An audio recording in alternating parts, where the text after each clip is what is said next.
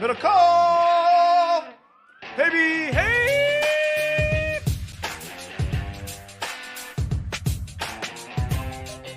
Welcome, everybody, to another edition of Haberman and MIDDLEKAUFF. I'm Guy, that's John. You might be watching this on YouTube. Great to have you if you are. If you're on YouTube, hit that like button, subscribe to the channel, helps the algorithm. You listen on podcast, share with your friends, share with your enemies, fire it out, your group texts, your Facebook chat rooms, Reddits, wherever people like to hang. I can't even log on to Facebook. It's blocked me. I can't even get in. So I have a Facebook account that I don't even have access to, and I honestly don't give a shit. I haven't been on in a while. I'll get an alert that'll be like, somebody posted something, somebody I haven't heard from in a while. I'll click it and it'll say sign in and I'll give up. That's about as far as I go. So I haven't been on in a long time. But I don't know. Maybe our stuff is still posting automatically to Facebook. Meta. Meta. We'll see. I mean, we got to get, we got a backlog of mailbag and a backlog of Shave It. Well, we actually dug into the Shave It or Save It a little bit. But Lance had another moment the other night. And people, every time Trey Lance does a press conference, especially the post game, we get tweets from people saying Shave It or Save It. And we say the same thing every there is a minimum age requirement on Shave It or Save It. Now, if you want to submit yourself for Shave It or Save It at any age, we'll happily give you an honest. What you're about to I've been adamant to leave. You get left alone till you're 25. I do think there gets to a point where someone needs to say, like, is this a great idea with what you're doing? Like, just shorten it up. Yeah. The longer you get it, when you got that weird power alley, he's kind of makes it look worse with his hairdo, the length of the hair. Yeah, I think he's good looking dude. Shorten it up. Like, you can't rock the long hair when you have so much missing. Isn't that the knock on the dude with the Hawks? Does something similar? It's exactly the same. Yeah, it's like, guys, you got to go a little shorter in your youth. Look at Drew Brees for like a decade. The dude's bald as a bat, but he kept it very, very short. Brady, I don't know what the fuck's going on there. He's got a lot of work being done everywhere, but So the theory has gone from Brady was going to be on Masked Singer to that Brady maybe got some sort of medical mask work done. Do you think he looks dramatically different than he did like 6 months ago? No, I mean, I just saw the one press conference with his hair all parted and, forward, and the press conference where he said, I'm 45, a lot of shit's going on, or whatever he said. What was that the line? Like 45, I got a lot of shit going on in my life, whatever he said exactly. Which is honestly the most relatable thing I think he's ever said. I mean, most people at 45 have a lot going on in their life. Like, the NFL's not meant for 45-year-olds to play. Right. Isn't that pretty normal? Like, most people in the NFL do not have kids in junior high and high school. Without question. But what's not normal is that stuff taking a priority over your football career. That's the abnormality of it, right? But what is not abnormal is most people's careers are long over at 45, right? For sure. I'm just saying part of the reason it is that way, it's not like people who are 32 don't have kids and family responsibilities. Yeah, but they're very young.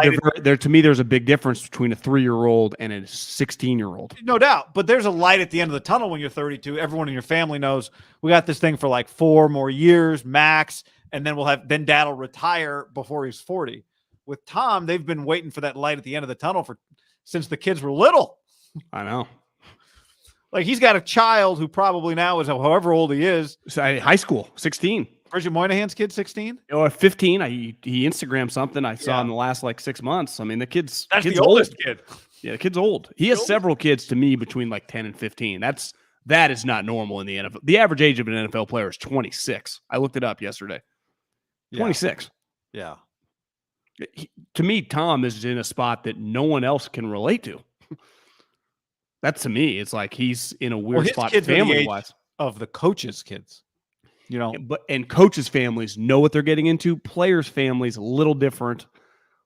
Plus, he has to put in coaching hours for the position he plays, right? So he's basically a coach, but he's also a player. It's a bizarre situation for him, which he's lived at for 2 decades. We are sponsored by Tito's Handmade Vodka. We love it. You love it. You've been sending us more pictures. Let's see. Do I have any more of the photos on my phone from this weekend? It would take me a second to find them, but keep sending them in the DMs. Another great weekend with Tito's around the world. I need to push back on the DMs. You got to story it and then tag us. When you DM, sometimes it gets lost in the shuffle. Just you and I can see, but we want everyone to see. So to me, what I recommend doing is if you're going to have a cocktail, right? You're going to have your handle. You're going to be with your boys drafting for your fantasy draft. Put it in a story and tag both of us instead of just linking us in a DM and shooting it to us. That's what I want. I don't want to ask for too much, but I'd like a DM on top of that, because the story, if I miss the story 24 hours, it's gone. I can't screenshot it after that, True. So, I mean, I don't want to ask for too much, but, if you could story and DM. I think you'll see the stories that you get tagged in, though, right? Yeah, but I see a lot of them after the fact. If I don't see it if it gets tagged Friday night at 8, if I don't see it by Saturday night at 8, I missed it. You know what I mean? Which happens a lot to me. You go 24 hours out looking on Instagram? Yeah, I do. It happens a lot. I've sent many. If you've tagged me into Tito's, 50% chance I've sent you a DM back. My DM go-to is, was that a Tito's? Because it'll just say like expired. I'm like, damn. And then somebody will send me, which I don't mind doing. I'll follow up. You can or you screenshot it, whatever. But Tito's handmade vodka. The important thing is it's America's original craft vodka. Back for the football season. We're so excited. Tito's began the football season sponsorship back on August 1, but we haven't even had a real NFL game, a real week 1 of college football Saturdays yet. And there's nothing better for that than Tito's handmade vodka. Distilled and bottled in Austin, Texas. 40% alcohol by volume. Namely 80 proof. Crafted to be savored responsibly. I've gone from people yelling promo code HAM at me to just yelling, Tito's!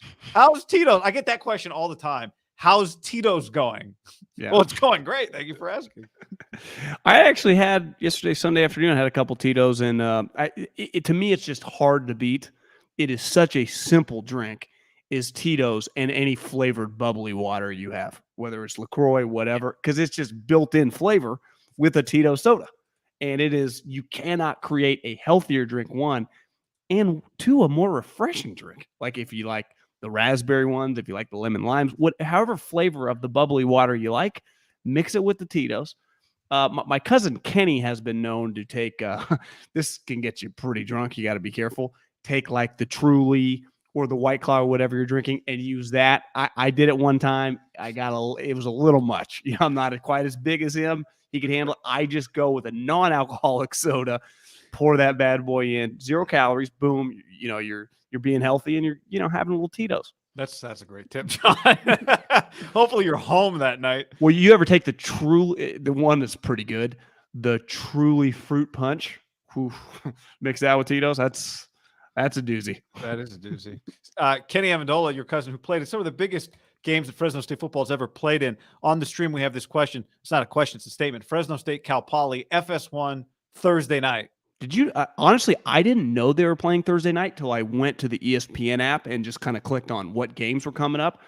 Oklahoma State, Central Michigan is also Thursday night. Fresno State, Cal Poly. I just assumed it was a Saturday throwaway night game, whatever. Thursday night, FS1, the premium. Dogs. No, you can't get a line on that game, unfortunately. No. But yeah, this is the handball. Are you Team Cal Poly? Which degree are you going with for this game? Yeah, you always go with the better squad. I mean, I'm Team Fresno State. What are we talking about here? You don't stick with losers.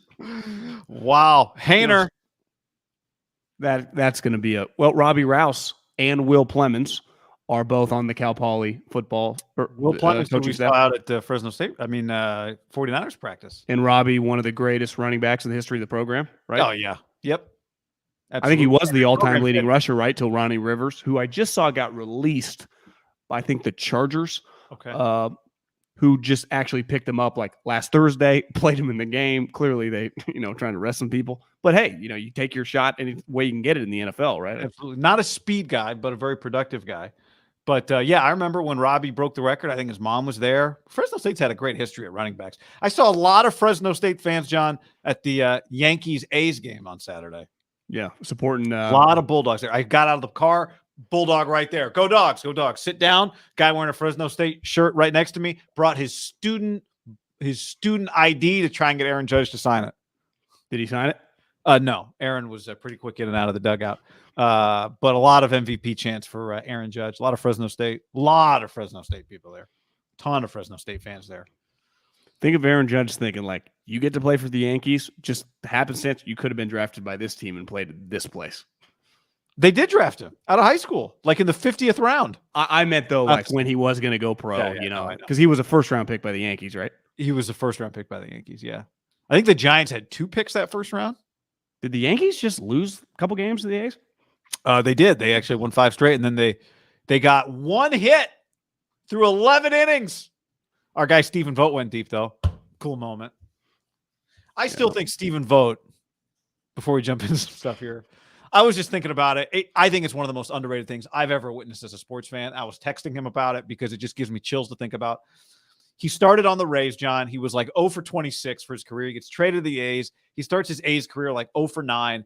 He's like 0 for 34 to start his career. And at the time, I love Field of Dreams. All I could think of was Moonlight Graham, the guy that got 1 big league game, did not get a hit, got sent down. I thought Stephen Vogt was just nobody then.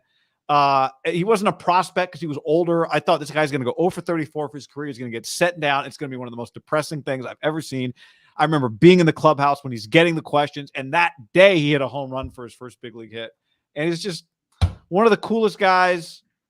I was texting with him this weekend. He's like, he said something very nice he didn't have to say. He was just like, hey, thanks for always being great to me. And I'm like, remember, he was just, I don't know, man, just an incredible guy. Well, I mean, let's just hypothetically say this is his last year in the big leagues. He did just get to hit a home run against the Yankees, right? In the bottom of the 10th inning as a pinch hitter when he's hitting like 200. Yeah, it was pretty sweet. And then he had you could argue 200 is the new 280. That's true. That's true. That's a good point. John, I was looking around on the internet today, and I want to just bounce a few things. Short little sampling here of Trey Lance. Take a look. Here's NFL.com. You scroll down, trending stories, Jimmy Garoppolo roster bubble, quarterback in Pittsburgh bubble, cut downs. Story number 2, here's the headline. Video. What QB you're most excited to see week 1? Good Morning Football. Picture of? Trey Lance. Then I go to PFF. Top 10 fantasy football draft tips. Picture of? Trey Lance. Then I go to Football Outsiders. Trey Lance, a preseason stock index. So it's just every team getting broken down. Who's the picture? Trey Lance. Trey Lance. Trey Lance is good for business. If I can find more. Listen, man, I've been beating this drum. The magnifying glass that is going to be on this individual, and it kind of has since last year. I was thinking about this morning, like, what are we going to talk about today with the big cuts coming down? And like last year, I mean, Kyle was pretty adamant after like that first week and a half, like Jimmy's going to be our starter. Jimmy's going to be our starter. Now, we talked about it a lot, but he never pivoted off that throughout the season. And then you'd like, oh, there was a fork in the road moment. Well, they ended up winning that game against the Rams, and Jimmy never relented the spot. Now, he gave up a couple spots when he got injured, but to me, Trey Lance's games last year almost kind of fall under the category of like his college career. Like, what is this? Is this guy good? Like, no one could be like, this guy totally sucks, or this guy's the next Patrick Mahomes. He is one of the great unknowns I can truly remember in recent memory on a sweet team. To me, if he was a great unknown, if you put Trey Lance right now on the Jags, no one would care. Let's say he had been, drafted the same spot, right? Just put him on another team that was going to be the Texans. No one would be talking about it. No one would care if he was good or bad. I think part of the fascination, and you and I have it as well, I mean, we're no different than any fan. What is this going to look like consistently week in, week out? When he's been the full-on starter since whenever the practices started, right back in early May, right? Whenever OTAs, Jimmy's nowhere to be found. It's him. Every one rep, him, all through camp, all through this moment, leading us to Soldier Field. And even then, like, I do think the first 2 games, we're all going to have opinions. It's going to be fun. But even if it goes pretty well, it's be like, well, the Bears suck and Seattle sucks. It's going to really amp up once he starts playing good teams. And I think it is going to be, this is going to be one of the more fun single topics to talk about in all of the league. And obviously we're at front and center of it. But last year was, you tried to force it in, but Kyle never pivoted.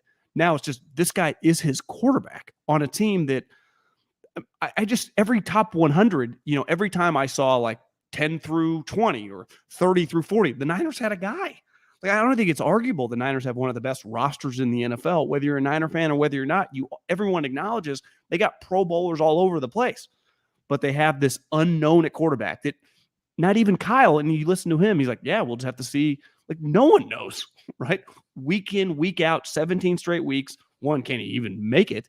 And two, what's it going to look like? Right? I mean, you could give me stats all day long beside like 43 and 10. And I'd be like, yeah, I could see it. 33 and 14 or 18 and 10. You know, I don't know. Touchdown to interceptions you're talking about. Yeah. I mean, and you could tell me 10 rushing touchdowns. You could tell me 3. Like I have no clue. If I, as a gambling guy, now Riddick, and there have been some other people about winning the MVP. I think beyond stunned. Like I do not see Trey Lance having an MVP season. But if you told me he had a very, very good season, very believable. I have a hard time seeing him be shitty. But if you just tell me he's average and kind of does the Jimmy thing and kind of just steers the ship, that's probably the most believable. Like has some big moments, has some bad moments, and they win 10, 11 games because of the talent around them. That's kind of what I expect. But I'm open to it being worse, and I'm open to him shocking me, right? Because usually you bet on guys that high-level guys who care and who are smart and surrounded by good players. Yeah, with a good coach. I think his floor, my feeling is the floor is high this year. Like I think it's very likely we come out of this season saying, great, they got a lot of great stuff to continue to build on, which is generally what you want. Like that is considered a win for most young quarterbacks. The difference is, and you said it, that from a team standpoint, the standard this year is not, well, just come out of the year happy that you have some stuff to build on. The team standard is go try and win the division and try to go back to the NFC Championship game in the Super Bowl again. Like that is the way this roster looks. And they spent money that way, right? You don't Trent Williams and Eric Armstead and you pay Charvarius Ward. Emmanuel Mosley's probably going to be gone after this year. 2 of your 3 linebackers, certainly one of them will be gone. If not, both of them will be gone after this year. You're going to remake your offensive line on the interior this year. You might replace your right tackle next year. So is the right tackle? Do you see? I saw a picture yesterday of McGlinchey just standing there. I mean, someone McGlinchey just at us today. Like, should the Niners trade for Alex Leatherwood? Was the question somebody just asked on Twitter. Well, is McGlinchey starting week 1? I don't know. If you told me he doesn't, I wouldn't be shocked. I'm not. Am I expecting him to? How could you say you're expecting him to start? We barely see him in pads at practice. You know, I'm not even talking about the games or the preseason game. I'm just talking like at practice when everyone else is standing there in pads. He's always there in shorts and a t-shirt and a backwards hat, which I'd say is not ideal for a guy coming back from a pretty major injury when he's padded up a couple times. They've done a pretty good job of being quiet about this, but does Trey Lance's right tackle, like not even remotely healthy? He's in pads today. We're told on the stream. That's good. Okay, so they're slow playing him. Here's the other part of it. They got what, 5? They have the maximum number of primetime games this year too, right? So even if you are a fan who's not online every day, which who isn't, but let's just say, right? Even if you're not following, somebody in your fantasy league doesn't have Trey Lance, even if you're not betting the league, if you are the most casual fan, which means, let's just say that just means you only watch primetime games, you're going to see Trey Lance a bunch. And you're going to see him early. You're going to see him week 3 against Denver. You're going to see him on Sunday Night Football. You're going to see him week 4 against the Rams on Monday Night Football. So I think it's really important. Does that guy exist? Like, oh, you follow the NFL? Yeah, I watch Thursday night, Sunday night, Monday night. Do you gamble? No. Fantasy? No. Go online or have a Twitter account, Instagram? Nope. Just watch the primetime game. I do think there are people. It'd be an easy life. It does feel like life. I do think there are people who just you kind of drift in and out of, right? And I think it's going to be impossible to miss. That's the best way to put it. With Trey Lance, it's going to be impossible to miss. I think it's really important when we talk about just getting attention. I think it's really important for like college football to have big games early in the year that get people to watch because then they learn your players early, right? Notre Dame, Ohio State. People are going to learn some of the new guys immediately because that's a huge game. In college basketball, I think it's a big deal to have Duke and Gonzaga play in December because you just start to get a vibe for who are the important people. And early on, Trey Lance against the defending champs and Trey Lance against Russell Wilson, which if you didn't put the Niners in that game, what does Russell Wilson look like as a Bronco is going to be one of the big stories of the NFL. And can the Rams defend their championship? So he's not just playing primetime football games. He's playing primetime football games against 2 of the other biggest stories in the league. He's just going to be, I mean, he's a bigger story than Fields. He's a bigger story than Trevor Lawrence. He's a bigger story than Zach Wilson. He's a bigger story than all the guys drafted the last couple of years. He just is. Yeah. Mac probably would be right behind Oh, him. bigger right? story than Mac. Yeah. Yeah. You And just because described my grandpa, LOL. I would say this for like probably the little more, not, I wouldn't go die hard, but a guy who's invested in the Niners season, like week one's cool no matter who you play, right? You can play any team, everyone's watching. You're right. The division games for this team are pretty big. They went 2-4 last year. They got their ass kicked by the Cardinals, and they got swept by Seattle. And big picture with the Seattle Seahawks, they have consistently lost to them for like a decade, right? I mean, now you can say Russell Wilson was a big part of that. Of course he was. But like, can this guy be the type guy that flips the script and you start kicking their ass because he's throwing touch? Like week 2 game, I'm assuming Seattle's not going to be very good. I've heard a couple people think that they could be a little more competitive than you think. Regardless, like, can he be the starting quarterback for a team that starts beating Seattle? I mean, that's because they have not, really at all. I mean, in their 2019 Super Bowl team, they lost to him in I guess it wasn't double overtime, but they lost to him in overtime. And then they barely beat him at the end of the season to win the division. And then obviously they've just kind of got their ass kicked by him consistently. I mean, that week 2 game is an underrated for, if you ask probably a more diehard Niner fan, like we're beating Seattle. And I would agree, but let's face it, this team has not been. I mean, it's not something that's happened a lot. So is he just like throw a couple touchdowns? You kind of get to kind of kick them when they're down. That'd be a nice step early in his career. Because I think we all agree. I'm not already giving the Niners a pass for week 3, but I think when you look at their schedule, that's probably an L. When you factor in the young quarterback, starting 2-0 is very, very big for Trey Lance's career. Because then you have the back-to-back enormous games with the Denver and the Rams. But that Denver game, we've hammered it home. I hate getting so far ahead because we're still 2 weeks away from week 1, but it's just going to be fucking bananas. And it's just going to be a very, very hard environment to think and operate as a starting quarterback. So winning 2 games where you're clearly going to be favored against, right? I mean, the Niners right now are over a touchdown. By the time that game closes, is it inconceivable that it's 8.5 Niners-Bears? Seattle, I guess it probably depends if they upset, but they're going to be coming off a short week. What are the Niners, assuming they beat the Bears, -4 or 5 in that game against Seattle?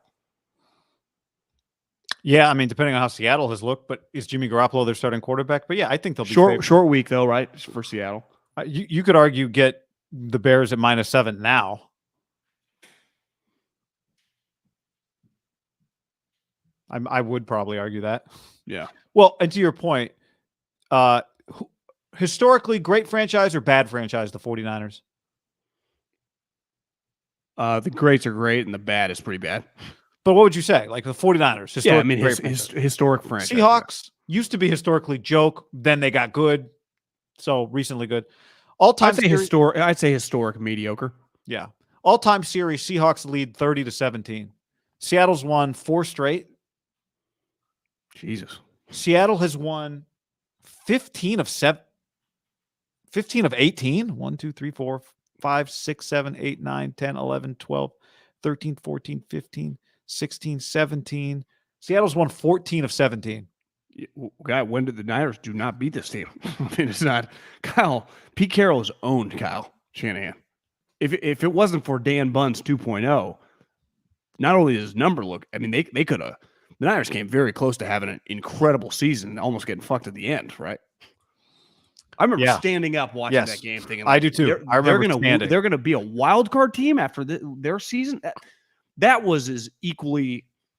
Last year's playoff games were pretty nuts. The Green Bay Packer one's probably the highlight in terms of just the craziest thing I've ever witnessed because they had no business winning that game and they won it.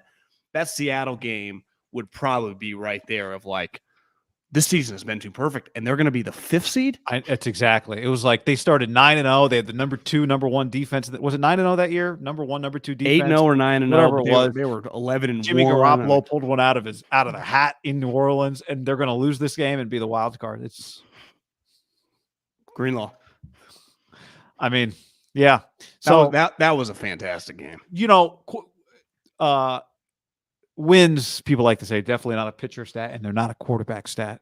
But I think this year for the 49ers, wins is a quarterback stat. For Trey Lance, that is the ultimate thing. if they find ways to win with him as quarterback, whatever it looks like, whatever version of the offense they have to run, that is going to be good enough. I think it's much closer to being if you play for a long time, like if you have a 10-year career, much more of good quarterbacks win games. Pitchers, so much is out of your control. You could have 5 great years if you're on the worst offense, Matt Cain style. Your record could be kind of shitty, right? Yeah. There aren't many like, this guy was a stud quarterback, average 7 wins a year. That's not usually the way the league works. Archie, right? Manning probably would be one that maybe in like way back in the day. People always like, Archie, you should have seen him running around at Ole Miss. I would bet if we did a deep dive on like the modern era of like the last several decades, Pro Bowl quarterbacks are winning. Stafford, right?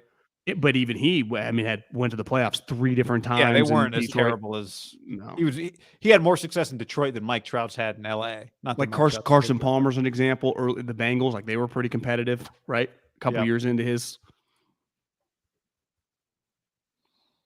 Yep. Sam on the stream says Jimmy Garoppolo going to Seattle would be a blessing. Sign me up. Did you see Rap Sheet's tweet today about that? He said it would be a surprise either to him or to people in the know, basically, that like he does not expect him in Seattle. Interesting. Did he say where he expects him? Houston? No. I didn't click on the video. I just saw he tweeted that, and then I saw that Jordan Schultz, who some people value his opinion more than others, had a tweet. He's the CEO of Starbucks' son. Somehow he may know some stuff, I guess, that says John Lynch was adamant that he does not want to play him against Seattle, which I struggle with that one. I mean, John Lynch, just from a playing standpoint, has been in the league. Like, he's played against so many he's been in the business so long. It's part of the fucking deal. Michael Lombardi, that's the one that has stood out to me.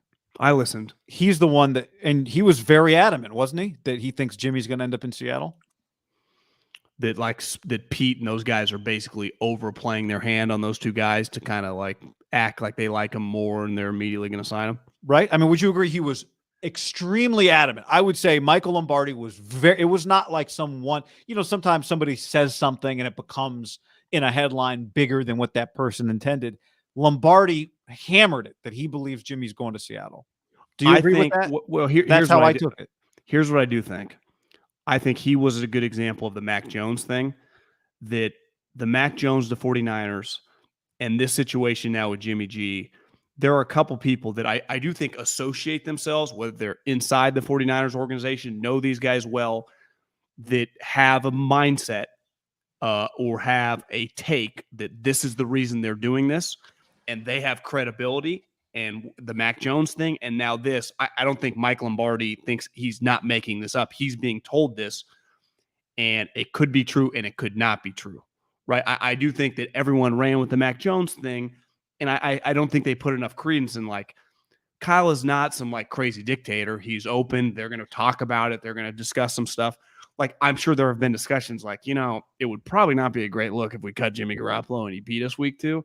But also the other thing that's being discussed, they're going to hold him till next Thursday to cut him on Friday. Which means he'd have to be on the roster. They'd give him a roster spot on Tuesday after 1 p.m. Pacific. Yeah, so they give him a roster guy for not just Tuesday, for the next week and a half. Right. I mean, which then basically you cut him to the day before so his contract doesn't vest, and then he can sign with Seattle by like Sunday, but they don't even play till Monday, and then it's like that seems I'm not acting like that's not a possibility. That my comment, if they asked me, not that they would give a shit, I think you guys are way too worried about this. Like, I don't think the fans care. I don't think the consumer cares.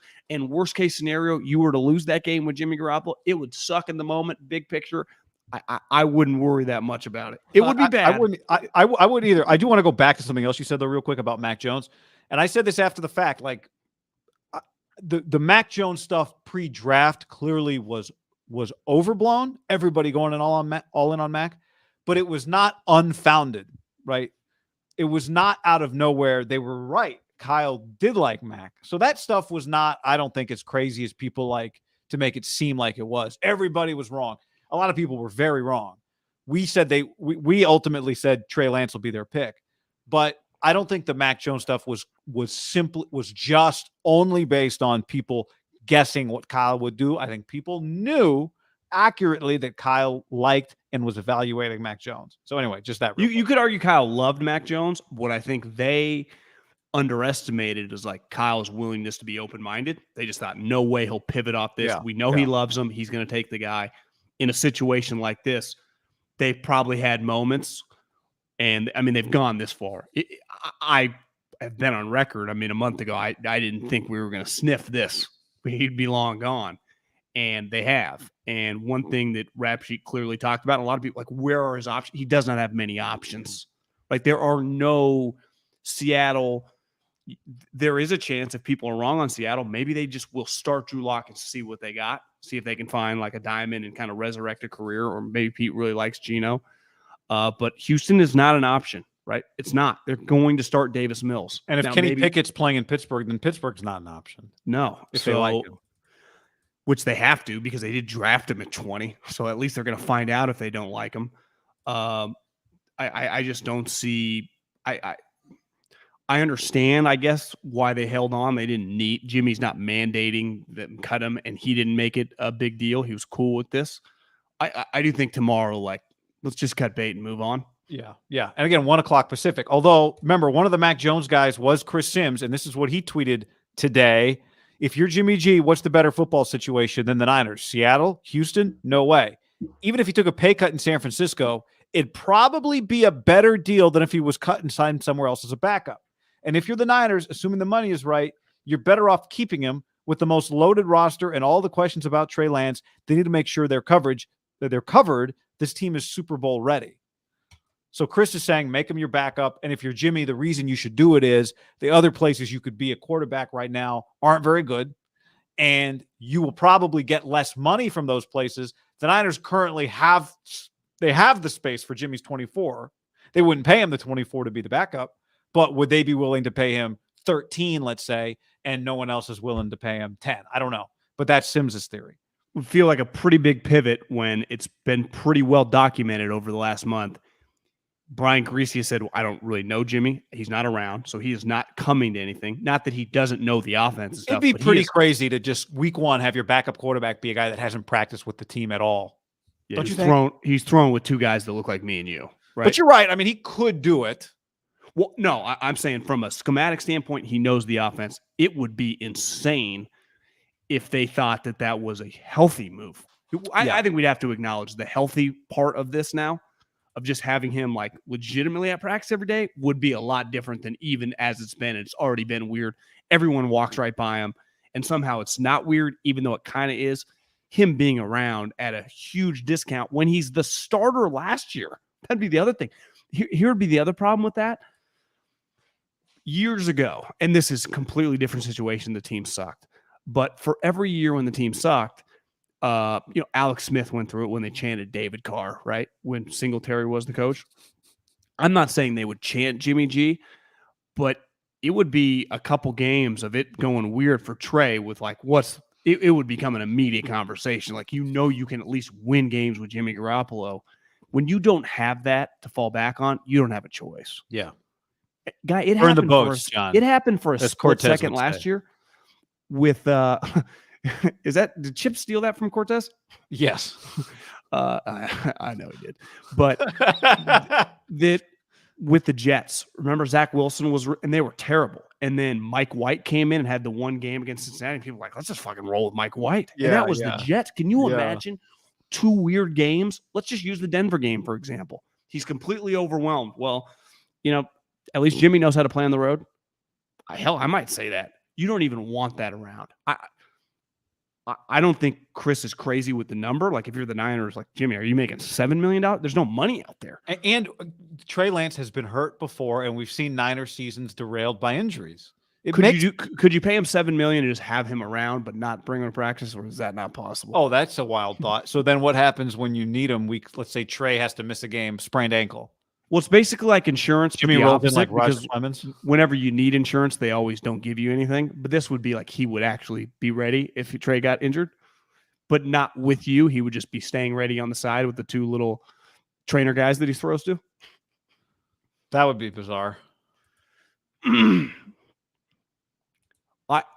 I do think when he's removed and cut, assuming it happens tomorrow, Jimmy Garoppolo is a top 20 starter. Like, when's the last time Number 106? That's what Jimmy Garoppolo was? NFL Top 100, he was 106. They revealed some of the guys who didn't make the Top 100. When is the last time as good as Jimmy Garoppolo with his resume been released on August 30th and not had a job for more than like 2 days, right? Wouldn't you imagine teams would be there would be immediate interest, probably by even some curveballs? Yeah, we'd find out who kind of likes their quarterback less than we thought pretty quickly, right? Yeah.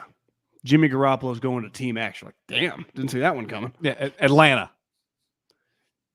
I was trying to think of a playoff team.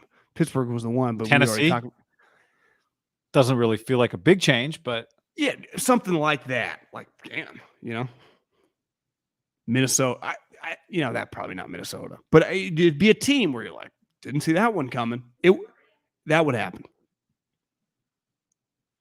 Yeah, I wonder if you're him, yes, I think that's a real possibility. But if you're Jimmy, you may be willing to just wait it out a couple weeks and see if anything happens to anybody. Because I agree. Quarterbacks get hurt all the time. I don't think he'd be in a crazy rush. All the time. These guys get hurt all the time. And I would say the major difference when Jimmy and the average position player in his circumstances, he is really rich. Right. Yeah. I mean, he's already made a hundo, even in a state that takes a lot of it. Like, he's got a lot of cash. Yeah. Travis Matthews, let's face it, he's good looking. It's not cheap to get him to model for you. So you see the commercial, and I've tried to get a hold of him and never been able to. I love him. I think he'd be an incredible podcast guest. Would be Alex, the Alex commercial with the sandals. Yes, I have seen it. That is, it strikes your inner heart. You're just like, wow, man, he's an all-timer, man. He really is. I give him a lot of credit for having just the self-confidence stuff to just rock it. It's when you see it, you go, Jesus, that's bad. Yeah. I imagine Tiger Woods' legs look better than his, don't you? You would imagine. But Tigers might be the same, honestly. I've kind of imagined that it's the same. Just like without being created limb. Created limb, yeah. The guy came back and played on that. How insane is it that the Commanders threw him out there, guy? And it was like, I remember thinking, well, this is just going to be a ceremonial snap. And then he was their starting quarterback. Guy, I was watching the game on my couch. It was the dude got hurt, and they started him in the second half against the fucking Rams. And like 3 plays later, Aaron Donald jumped on his back, which was probably great for him to survive that. But holy smokes, John! Before we go any further, let's tell the people that we are sponsored in part by DraftKings Sportsbook, where right now you sign up on the DraftKings app. Use the code HAM. Use the code HAM. Bet $5 on any football game and get $200 in free bets instantly. The wait's almost over. Football season's about to begin, and you got to get after it at DraftKings. Yep. Get up, guy. Want more action? Opening night. Everyone can experience the thrill of DraftKings early win promotion. Get up 7, you win. Bet on any NFL team of your choice, and if your team leads by 7 points. This is a great promotion. Oh, my God. At any point during the game, you get paid instantly, even if the team loses. They just have to have a lead by 7 points. That's hard to beat, guy. Download the DraftKings Sportsbook app now. Use the promo code HAM to get $2,000. Excuse me. To get $200 in free bets instantly when you place a $5 bet on any football game. That's promo code HAM only at DraftKings Sportsbook, an official sports betting partner of the NFL. Minimum age and eligibility restrictions apply. See show notes for details. So last year we did a lock of the week, and we are planning for the lock of the week to be back. I think we were betting about, was it $350 or $300 a game, whatever it turned out to be. We got way up, and we came all the way back down to even. We had $4,000 at one point in time. I thought we had more than that. Maybe it was like 45. Well, we started with 300, so people understand. At one Yeah. point, we won like 15 in a row, including some parlays, which really we hit like a 2G parlay. we hit a big parlay. So we thought, well, obviously that'll be back starting next week, the lock of the week. But we're going to make a couple of picks this week, starting on DraftKings Sportsbook. College football games out there to bet right now. You can poke around. There's a ton of big games, obviously, this weekend. I mean, Notre Dame is a huge underdog against Ohio State, which has gotten a lot of attention. Their coach, Marcus Freeman, has even said so. He just said that's going to be bulletin board material for my guys. Georgia, double-digit, 17.5 point massive favorite. underdog. I think there might be a little bit of a little bit of value in Oregon, but Dan Lanning name is starting quarterback. he hasn't officially done it, but I fully expect it to be Bo Nix as his starting quarterback. But we each made a couple. I played golf the other day with this dude who was the neighbor of the offensive coordinator. His parents live in Arizona at Oregon. Just telling me all about him. He was just randomly. Like, well, we started talking. We talked football and coaching, and he's like, "Oh yeah, my neighbor, his son, just moved from Florida State up to Oregon." He started saying he couldn't even find a house, but he's killing it. He's making 7 figures. Dan Lanning, baby. And it was, but what's his offensive coordinator's Willett or something? You know who I'm talking about? Dan Lanning's offensive coordinator is the guy he's talking about. Yeah, Kenny. Dude, he stole from Dillingham. No, not Willingham. Yeah, something like that. Dillingham. From Florida State. Dillingham. Sorry. Yeah. All right. Anyway, I got a little tip in the chat. All right. So we both made a couple of picks. Let's see. What do I have up here? You want to go first? Yeah, I was really tempted to take Arkansas against Cincinnati. I just like the SEC early in these games. I think they overwhelm teams with physicality. Haberman was on Hawaii, and Vanderbilt beat them, I think, like 63-6. 10. They were up 7-0 halfway through the first quarter. Oh, I was feeling myself, John. I was feeling so good. I just think these SEC teams have a huge advantage early on, unless you're playing. I think Utah and Oregon would be. I mean, these are high end. Both those teams have like top 15 in the country talent. But Cincinnati, I'm tempted, but I pivoted because the reigning MAC champions, the Central Michigan Chippewas, who Jim McElwain had more players drafted last year than the University of Texas. You and I have been Jim McElwain stans now for almost 15 years. This guy is a winner. And you know where he really thrives? At non-Power Fives. Colorado State crushed it. He went to the MAC, immediately crushed it. 21 points. Mike Gundy, last year, their team was awesome. Remember that play to end the Big 12 championship? The dude got tackled right at the goal line. It was an incredible tackle by the dude from Baylor. Well, reaching out, yeah. They lost historically a great team last year. It was they beat Notre Dame. Mike Gundy called it the biggest win in program history, and that might have been their best Oklahoma State team in program history. Well, they lose their defensive coordinator because he goes to Ohio State. They lose a ton of players, including their star running back, who's now with the Carolina Panthers, and Rodrigo, who's just kicking everyone's ass for the Lions.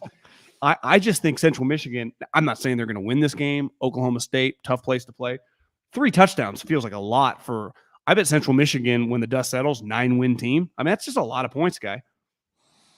I like it. I love McElwain, betting on McElwain. And look, he won at Florida. Let's not forget, he didn't win at Florida too, right? So back-to-back SEC championship games. Yeah, come on. Spencer him with the shark. That was not him. Spencer Sanders is back, so Oklahoma State does return its quarterback, which is a big deal. But I like that pick, John. My pick, I'm not going to say chalk, but obviously one of the headline games. I'm going Utah minus. It's now -3. I really liked it at 2.5 against Florida. And I don't think it's out of the realm of possibility that Florida scares them or even beats them. It wouldn't shock me if Florida won because Florida has what Kyle Whittingham called a Cam Newton-like guy when he did his press conference today. I watched it's like 11-minute highlight tape, and he is really athletic. He's fast. But the reason I'm betting with Utah here is because of their offense, even though I think they're pretty good on defense. Florida's number 2 leading tackler last year is now Utah's starting middle linebacker, Mohamed Diabate. So he's practiced against this quarterback, Anthony Richardson, before. What we're doing here is we're taking the number 7 team in the nation on the road, given 3 points. That's it. The number 7 team in the nation. Could they get beat? Yeah. But if they get beat, I won't feel like I didn't follow the right kind of regimen here on this pick. They got a veteran quarterback. They've got veterans all over the field.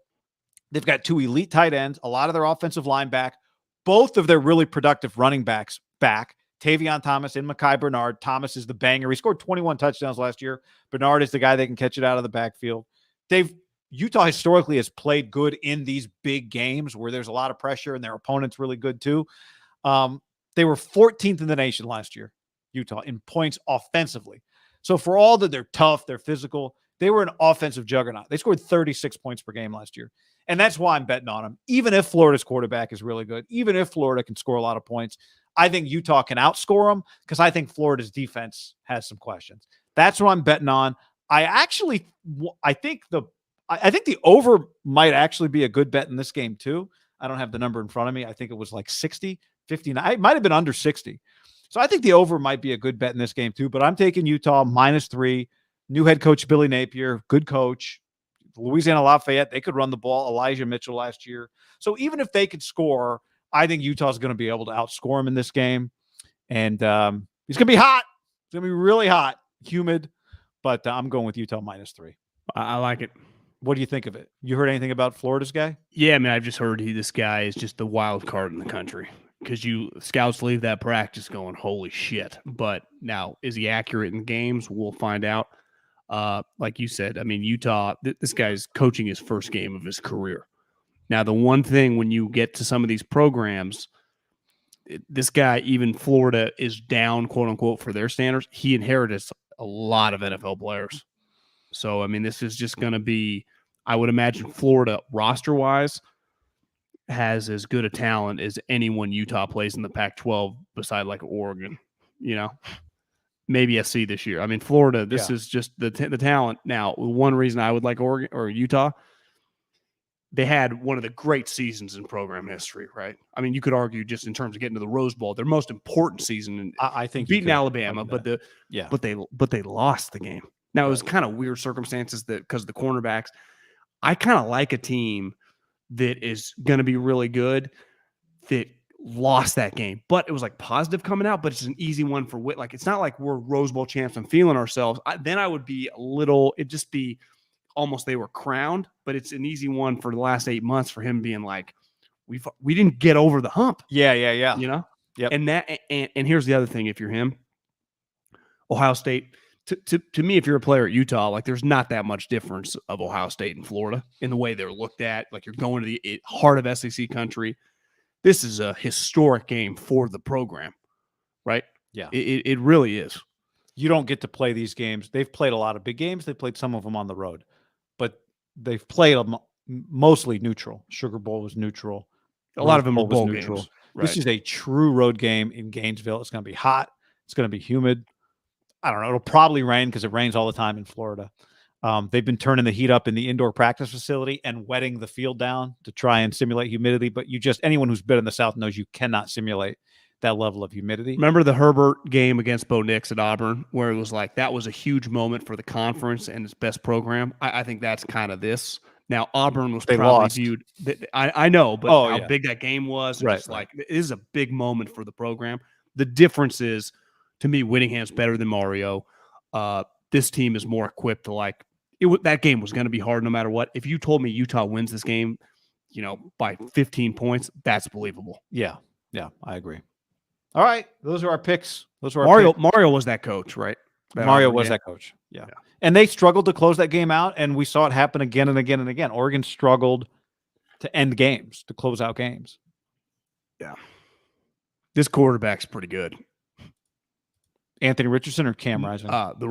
The Utah quarterback. Yeah, he is. Woo! Is that game at 12? No, that game's afternoon. I think the 12:30 game is Oregon, Georgia. And then this game's a little later. Oregon, Georgia line. Basically, all the sweet games do involve the SEC, and then you have Ohio State, Notre Dame. I mean, obviously, it's Oregon and Utah are playing a role in it too. So the Pac-12. I mean, those are two of the better games just in terms of the brands, right? Utah, Florida, Oregon, Oregon, Georgia. The Oregon, Georgia one scares me a little bit because Georgia is fucking good. I mean, we've seen it before. Like they're at the point now to me, like Alabama. If you look up and they beat them 30-3 or something, I think it's believable. That would 30-3 would surprise me. I mean, 34-10 would not shock me. 30-3 would surprise me a little bit. The guy's defending champs, basically at home. I heard someone make the good point the other day. They're like, "Yeah, it's not coach, a home game with a coach that kind of came out of nowhere too. You know, like Napier to me has been in the mix. He's been a head coach. Yeah, this guy. But this is there. Georgia has more fans that live in Atlanta than that live in Athens. You know, this game's in Atlanta. Of course, Atlanta's much bigger than Athens. I also think too, if you're a diehard Georgia fan, which there are a lot of them, you're thinking right now, we about to go on a run. Yeah. Like we about to win 2 of the next 3 or something. Right. You know? So we're here to kick everyone's ass every single week. Not that we intended to do like college. 17 points is a pretty big spread. And a half. Not that we're not going to do college football previews right now, but a couple other Thursday games. Penn State Purdue is on Thursday on Fox. That's a good game. West Virginia Pitt. I cannot wait for this game, John. West Virginia Pitt. Keaton Slovis, JT Daniels playing each other. How great is that game? That's a 4:00 Pacific game on ESPN. Oh, no, that's 4:00. Is that Eastern? Are these times Eastern? I never know with the ESPN.com. Oh, it's Pacific. I think their times automatically kick in wherever you're sitting. Do they? Okay. So anyway, that's that. And I mean, there's other games, but there's some good Thursday games. Yeah. Oh, the Central Michigan Oklahoma State game is a Thursday game too. Did you mention that? Sorry. Yeah, come on back. All right. How about this? Somebody in the chat says, Carlos says, Peter King thinks Trey Sermon is the Niners' number 2 running back. Yes. Here's what Peter King wrote in the MM. QB, is that him? No, he got, I think he football, went to FMI. Football morning in America. FMIA. FML. He says, the Niners will enter the season wanting to bring Trey Lance along slowly, so Kyle will game plan to protect him. That could mean 55% runs, especially early. I'd forecast Elijah Mitchell being the stalwart here with Trey Sermon an active number 2. Both will get major chances, and if Mitchell gets hot early and stays healthy, he'll be a 1,000-yard back in the offense this year. So Trey Sermon, you and I have been talking about Trey Sermon. A lot of people have is if he's about to get cut. And here Peter King says not only is he not about to get cut, he's the number 2 running back. Yeah, listen, Peter's one of the OGs in the biz. You know, he puts the J in big J's. And obviously he's close with this organization, right? Him and Jed are buddies. He wrote about their first draft. He knows all these guys well. I'm not saying he's getting played here, but this feels kind of crazy to me. Because it not only felt like Trey Sermon is probably going to get cut, he's not even close to being a top 4 running back on this team.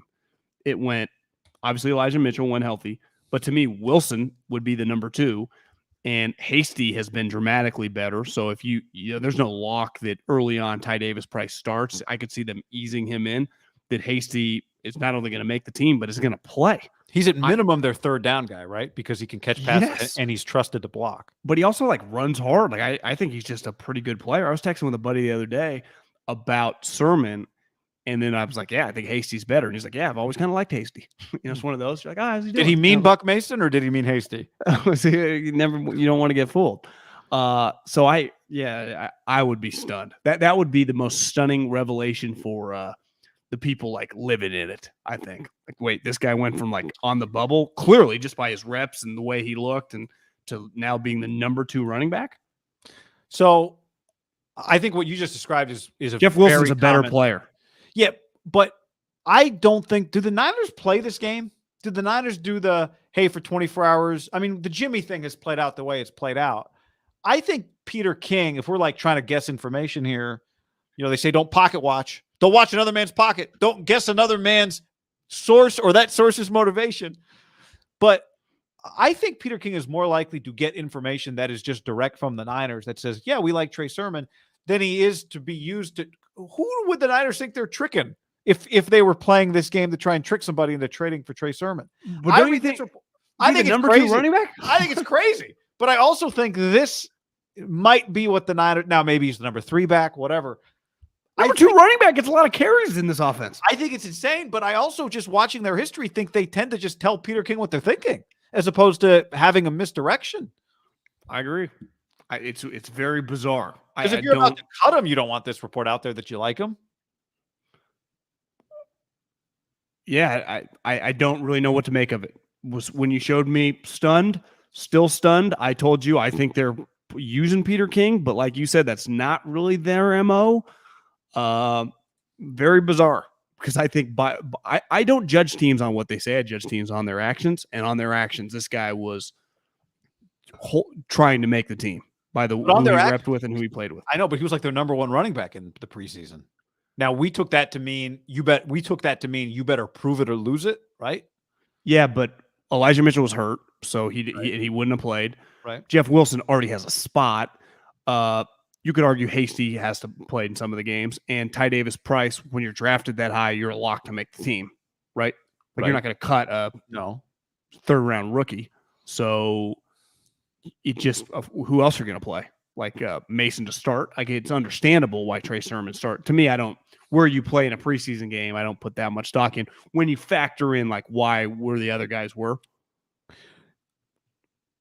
Because Mitchell and Price are locks. Look, again, Jeff Wilson has been injured before, so you don't leave him. Now, I guess in this world, in Peter King's world of what he's being told, could Jeff Wilson get cut for Trey Sermon?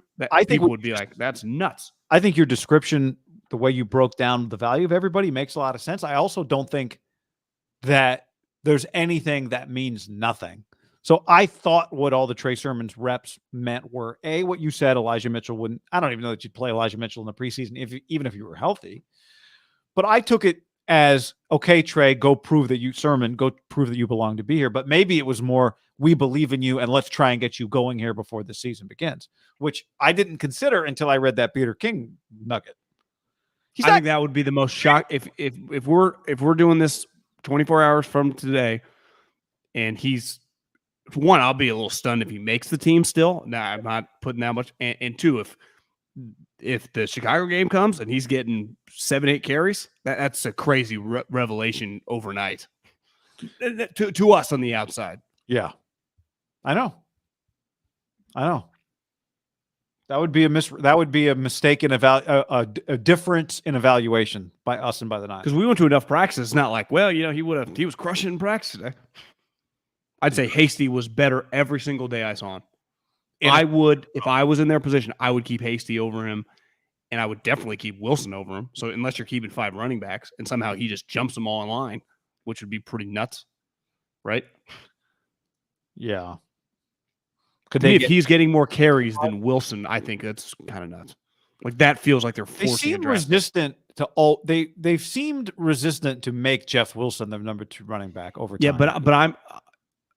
Well, but they've had, like I saw the other day, Raheem had a pretty sweet run. Like they've had good players. I mean, Elijah Mitchell was a really good player.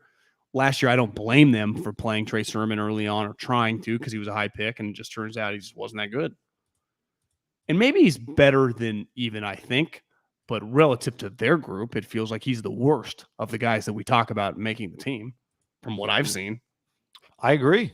Maybe they factor in, I don't know what else they could factor in. Like running back's a pretty black and white position, right? It's like, how does he look when he runs the ball? It's not like, well, in the meeting room, like, no, it's kind of like, how does he carry the rock? Right? It's like, does he hit the fucking hole? No one's like, maybe Anthony. What if I told you Anthony Lynn thinks there's something there and wants to work with him? Well, then he would have some juice. What if it were that? Anthony Lynn going, I'm telling you, Kyle, we can do something here. And maybe I'd give him the benefit of the doubt. He's worked with a lot of good running backs over the years. This piece of news made the internet. Bill Belichick having a press conference, and Chris Berman just walked right by. Everyone's sitting. Berman just walks on by. All the other media is established. They're there on time. Boomer walks by. Somebody replied to the tweet and said, shave it or save it, with a picture of Berman's head from the back. I say save it, John. That's a save for me. That's pretty funny, man. Bill is just, you know what, Bill just feels like he's in a pretty good place for not actually probably being in a good place with his team. Just life's, he's so rich now. making the playoffs last year kind of proved he's not some village idiot without Tom. I made the playoffs with a rookie quarterback. Doesn't feel like Bill is that stressed out. Now, maybe if you're around him every day, it's worse, but that was a pretty good Bill interaction. Yeah, he's just working long enough. He's like LeBron. LeBron just hanging around long enough to play with Bronny. Bill's just working long enough to pass the team off to his You kid. see when Chet got hurt, it was like him cutting off LeBron? No, I didn't. Yeah. I didn't see that video. He was Boomer in the who Pro-Am. Boomer who, by the way, Boomer holds a special place in our hearts. We were standing next to him during the pick at the stick. Yeah. Back. It was very nice. Back. He was very cool. NFL Top 100 was revealed. You retweeted this. Top 10 players in the top 100 for people that don't see it. Tom Brady, Aaron Donald, Aaron Rodgers, Cooper Kupp, Jonathan Taylor, TJ Watt, Devontae Adams. Think to yourself, are there any names the guy hasn't said yet? Patrick Mahomes at 8, Jalen Ramsey at 9, and Travis Kelce at 10. And you retweeted one of the classic like spitting up water gifs. And I was like, oh, what is, I gave it a peek and I had to look at it twice. I'm like, what is John? Oh my God. Well, Patrick Mahomes is 8. I even think just start with the guy won back-to-back MVPs, and I think we all acknowledge bad loss against the Niners was the best player in football for like 2 years running. How is Aaron Rodgers not number one after what we just witnessed? Like we all watched him play all these games. He was sweet. Now, if you want to put Tom, I'm not going to nitpick you there. Wins championships is that. I mean, I do think what you said to start that comment about Aaron probably hurts him a little in this. Okay, like TJ Watt, like Jalen Ramsey, and even like Jonathan Taylor, but what are we doing? In what draft is Cooper Kupp and Jonathan Taylor and TJ Watt going ahead of Patrick Mahomes? Where is the dude from Buffalo? I mean, do we just witness? Nope, rather have Jalen Ramsey, John, who's a great The player. top 100, like to me, I saw Jalen fuck up a lot, and I like Jalen Ramsey. I mean, he should be the top corner, but feels like he's a little high there.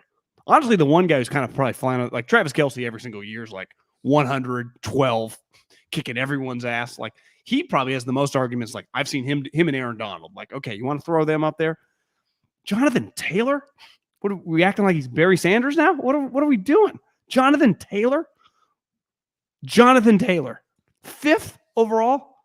Jonathan Taylor? If the media had voted this poll, you'd hear players saying, why do those people get a right to vote? But this is a player poll. If the media had done this, we would be like, oh, all these probably a bunch of analytics guys overthinking it, trying to look smart, not putting Mahomes in the top 3. But these are the players. The players did this. Well, I saw Trent was 14th. He's the highest offensive lineman in like the history of this poll. And which makes sense because so many quarterbacks, running backs, receivers, and probably even pass rushers are just going to take up the top 20 picks year in, year out. Would, if they were both available, would any team in the league take Jonathan Taylor over Trent Williams? I mean, Jonathan Taylor being that high is... I'm a little bothered by, like, how can Aaron Rodgers at 3? That seems kind of Would you put him ahead of Tom or ahead of Aaron? I would, yeah, he would have been 1 because this list is always based on the previous year. Yeah, I know. I think Aaron. I think the problems winning championships hurts him here a little bit. I don't think Tom's been number 1 for a while. No, I don't think he has either. So he went number 1 based on last year. Is a little weird. Look, man, I think Mahomes is criminally low. Guys always do the I've got motivation. I don't know if you saw Aaron's latest motivation. Some teacher at Cal told him he wouldn't amount to anything, and he said, watch me or something, which I'd like some more detail on that story. Like what teachers are just saying this to kids, but whatever. Maybe they meant like as a poli-sci major, you want to amount to nothing. I could see Aaron pushing back on some project and the guy like, I got football practice. He's like, I'm going to go to the NFL. He's like, you need to focus on your academics, academic institution. It being more academically driven than like the guy questioning his football ability. I watched the last 3 weeks, you guys. The other thing is, I hate the way you throw the deep out route. Aaron, if you're doing this, and Aaron's like, this is fucking poli-sci. What are you talking about? Kevin Clark just wrote a big LaFleur piece, and one of the quotes in it early is Aaron says, like, all he does is troll LaFleur day in and day out. We know he got under just about everything. We know he got under McCarthy's skin. We know he just likes getting under people's skin. Who know? God only knows. Maybe they were debating. Maybe Aaron said the world's flat. I could only imagine some of the things that Aaron said to a professor at Cal to try and get under this. In like 05? Yeah, just some Aaron takes from then. Ayahuasca, whatever. So, but I think on Mahomes, my point is I know that everybody always finds all kind of motivations. It feels like this offseason has been, for whatever it means for Patrick, as disrespected as Patrick Mahomes has been. And I know Patrick gets 9 for every one disrespect. He gets 9 pieces of respect. So he gets more respect than disrespect. But it feels like this is a big kind of, I know you said a few weeks ago, you think people in Kansas City think they're going to be really good. The Chiefs can never play the no one believed in us card, but I do think this is about as much as they could possibly play it. That they are not getting enough respect. They're getting a lot of respect. I saw a headline. Maybe I was flipping the channels or internet. Like, can the Chiefs win the AFC West for the 7th straight year? Against all odds. I would imagine non-Patriot, there can't be too many teams that have won a division for 6 straight years, let alone 7. Like, that's a long time to just win your division. 7 straight years of winning your division, if they do pull that off. Like, doesn't happen very often. Harrowing Wisdom on the stream says he said it was food appreciation class. Did he say it did you listen to the Joe Rogan interview? I didn't listen to it. No, I think you got to be a Spotify guy, right? Oh, you can't just YouTube it? No, the video comes from Spotify. Oh. And you have to be that's part of the reason like when Collar Daddy, Rogan, and those guys do the buyout. Yeah. You got to pay so much because Rogan's no longer on YouTube or whatever. It's all Spotify video. Now the video gets ripped and thrown to YouTube and thrown to Twitter, but Spotify owns the. But do I have to subscribe to Spotify, or Spotify has unpaid? That's a good question. I don't know. Unfortunately, we don't have the link, but someone says the link to Rodgers telling the story about the teacher. Firm 10. Thanks for the $5. You don't need to be a premium subscriber. Very well then. I would imagine he recorded that in the summer, right? You would think, but I mean, I also think it tends to be pretty kind of trending topic-based stuff. So, like, a lot's happened. Is that why? True. Well, but I thought, my guess is, and I'm not a Rogan listener, is that they recorded it sometime in the off season, just about big picture shit, talking life. And like, it's not random that they put it out right before football season, right? Now you're right. Maybe he could have flown down, had a couple days off, Austin to Green Bay, private jet. I mean, shit, Rogan, I mean, who knows? Maybe send him a jet to do it. I'd imagine they got a lot of listens. Yeah. But I don't even know if Rogan's is obsessed with the downloads anymore now that he got bought out, right? Someone paid us fucking $15 million. You're not as worried about downloads. Does Rogan even give a shit? They gave him $200 million. Someone said this was last week or this week. Dante Whitner, who's been on the pod before, said, could the Niners and Jimmy both come to agreement to make him the backup and he takes a pay cut? Could that happen? Is this the best move for both parties? Question mark. Dante got his rental car stolen at the mall yesterday, I think, in the Bay Area. No. Did he post about that? Yeah, he tweeted like, times are tough when you get your rental car stolen in broad daylight at the mall. Is he doing a Fresno State game? Didn't he say? Yeah, Fresno State, Oregon State, week 2, I think CBS Network. CBS Sports Network? They should put that game on CBS. I agree. I mean, if Arizona, San Diego State can be on Fox. I just saw Brady Vogt, the head coach of San Diego State. Is Arizona going to be some value? Is the Matt Araiza thing going to create some distraction? Brady Vogt just walked out of a press conference because they wouldn't stop asking about Matt Araiza. Well, you know why? Because I texted a bunch of people in the NFL. They're all saying San Diego State covered this up. They're like, none of us knew about it. I watched Brandon Beane's press conference, and they're like, well, did you guys know? He's like, no, we didn't know. And then and then Brandon Beane said, I reached out to double-digit other teams. They said the same thing. No one heard about it. This is on San Diego State. San Diego State's claiming they didn't do anything because the police told them not to do anything until their investigation was done. But my question would be, why did he go third? Why was he the third punter drafted? I think there was some character stuff. Like, obviously no one knew this, but I don't He's think a little he was, older too, I think. Yeah, I think I've heard it wasn't just like, usually with punters and kickers, you just want them to be like perfect. Yeah. I think this guy was kind of a prima donna-y, Yeah. If you read the story, I don't know if you read the story. I read the story. It's horrific. I mean, I understand why the Bills cut him right away after reading that story. Well, not right away, once it became public. The accusation. Well, no, because they ask him, he's adamant that's not what happened. This is a he said, she said thing, and he's adamant that it didn't happen. I understand. But they cut him. Well, yeah, I'm saying I understand why they cut him. That's the media is crushing the Bills like they did something wrong. Like, to me, they found out about it. And then, in the summer, they go to him. He goes, this is not true. They believe the guy. Then the civil, it's not criminal. Then the civil thing just happens last week. Yeah. They go back to him and they go like, what the fuck? And he's adamant it's a lie. And then I think he's a punter. Fuck it. It's not even worth our headache. Yeah. But I watched their press conference. The media was like, you guys lost all your credibility. It was crazy. I was like, I think they followed pretty normal protocol. Yeah, I didn't watch the press conference. I just read the story and I can understand why they cut him.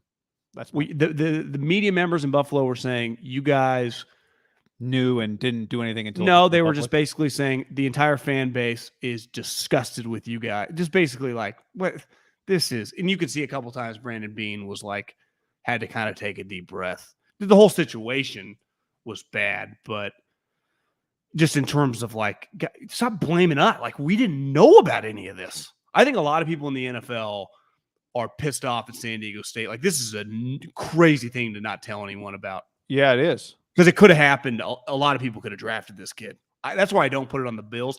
This is not Joe Mixon. They knew about it. They took him. And I think that's part of it, like right? The Bills on their face. I think you're right. And I think the Bills suffer from the history of most times teams know. And people find a hard time believing that they didn't. I think they're adamant, and that's what makes sense about the Brady Hoke thing, because I think it's clearly getting out there. Like, the NFL, how did you guys – because you guys knew about it, right? Brady Hoke knew about it, that there was at least a situation involved with a girl. I don't understand how these you're a university. There's a pretty clear kind of track record on how to handle that type of stuff and what it's going to look like if you don't try to handle it and then it comes out, and it does come out, right? Yeah. And does seem like they handle it pretty poorly. But anyway, Matt Barkley punted for them this weekend. You see that? Yeah. Well, you sent me the clip, I think, actually. Yeah, they didn't I know have you choice. saw it.